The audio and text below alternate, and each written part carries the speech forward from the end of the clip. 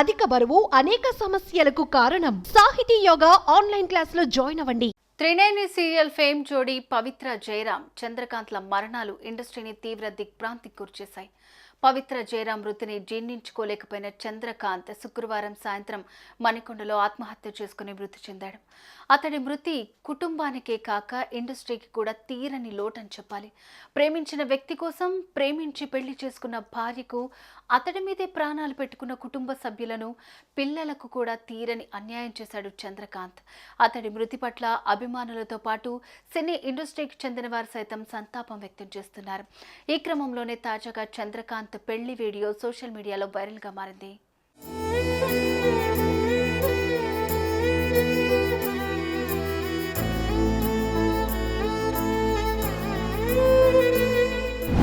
హైదరాబాద్లోని సికింద్రాబాద్కు చెందిన చంద్రకాంత్ 2015లో శిల్ప అనే మహిళను ప్రేమించి పెళ్లి చేసుకున్నాడు. స్కూల్లో చదువుకునే రోజుల్లోనే చందు శిల్పను ప్రేమించాడని వెంటపడ్డాడు. చివరకు చంద్రకాంత్ ప్రేమను అర్థం చేసుకున్న శిల్ప అతడి ప్రేమను అంగీకరించింది. సుమారు 11 ఏళ్ల పాటు వీళ్ళిద్దరు ప్రేమలో ఉన్నారు. చివరకు 2015లో తల్లిదండ్రుల అంగీకారంతో ఘనంగా పెళ్లి చేసుకున్నారు. వీరి ప్రేమకు గుర్తుగా బంగారం లాంటి 2 పిల్లలు కూడా ఉన్నారు. పెళ్లైన తర్వాత ఎంతో అన్యోన్యంగా ఉండేవారు.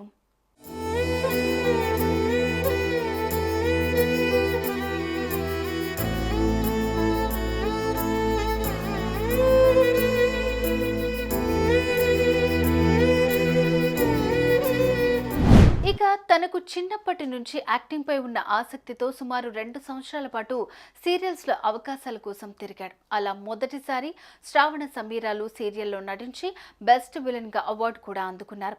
ఆ తర్వాత పలు సీరియల్స్ లో నటించి మంచి గుర్తింపు తెచ్చుకున్న చంద్రకాంత్ త్రినేని సీరియల్ ద్వారా పవిత్రకు పరిచయం అయ్యాడు.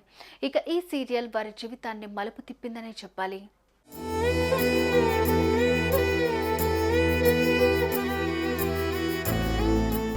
ఇక పవిత్రతో ఏర్పడిన పరిచయం కాస్త కొన్ని రోజులకు ప్రేమగా మారింది.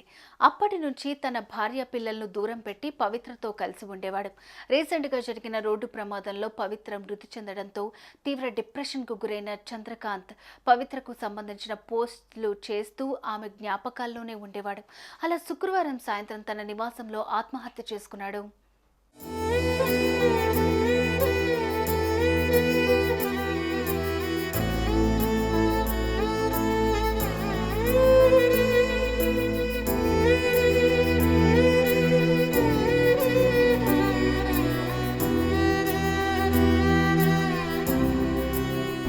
ఇక పవిత్ర జయరాం వల్లే చంద్రకాంత్ మృతి చెందాడని భార్య, చంద్రకాంత్ తల్లి ఆవేదన వ్యక్తం చేశారు.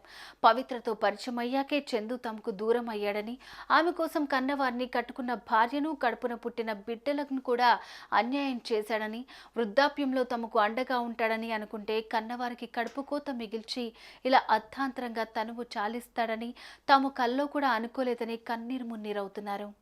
నేను 2 రోజులే ఉంటా డాడీ, మిగతా ఉన్నా పిల్లలను చూసుకో, నేను బతికిన పవిత్ర జయరాం దగ్గరికి పోతున్నా అని చెప్పాడు. అందరి సమక్షంలో చెప్పాడు. అట్లా పని చేయొద్దు, తప్పదని చెప్పి అందరూ పెద్దలు చెప్పారు. కానీ పిరికి పని కాదు, అటువంటి పని నేను చేయనని చెప్పాడు. లాస్ట్ నిన్న పొద్దున ఉదయం పోయాను, అదే పని చేసి చూపించాడు. నేను నిన్న సాయంత్రం వెళ్ళా అక్కడికి. పోయిన తర్వాత బాడీ చూసే వరకు పోలీసు వాళ్ళు తీసుకుపోయి చూపించారు. మీ డాడీ, మీ కొడుకేనా? మా కొడుకే సార్. మీ పేరు ఏంటంటే సి వెంకటేష్, సి చంద్రకాంత్ అని చెప్పాడు. చూసుకోండి సార్ అని చెప్పి మాకు లోపల తీసుకుపోయి రూమ్లో తీసుకెళ్ళి చూపించాడు. బాల్కనీలో ఉంది బాడీ. అట్లనే దాని మూల ఇట్లనే ఉంది. కాళ్ళకు ద్వారం ఉంది, తెల్లది, మెడకు వైరుంది, అదే తాడు. ఈ క్రమంలోనే చంద్రకాంత్ శిల్ప పెళ్లికి సంబంధించిన వీడియోలు, ఫోటోలు సోషల్ మీడియాలో వైరల్ గా మారాయి. ఇది చూసిన కొంతమంది ఇంత మంచి భార్యకు ఎలా అన్యాయం చేయాలనిపించింది బ్రో అంటూ ప్రేమించి పెళ్లి చేసుకున్నారు. నమ్మి వచ్చిన భార్యకు అన్యాయం చేసి పరాయి స్త్రీ మోజులో పడి కడుపును పుట్టిన పిల్లలకు నమ్మి నీ వెంట నడిచిన భార్యకు ఎలా అన్యాయం చేయాలనిపించింది, ఎందుకు ఇంత అన్యాయం చేశావంటూ కామెంట్స్ చేస్తున్నారు. సుమన్ టీవీలో మీ పర్సనల్ అండ్ బిజినెస్ ప్రమోషన్స్ కోసం కింది నెంబర్కి కాంటాక్ట్ చేయండి.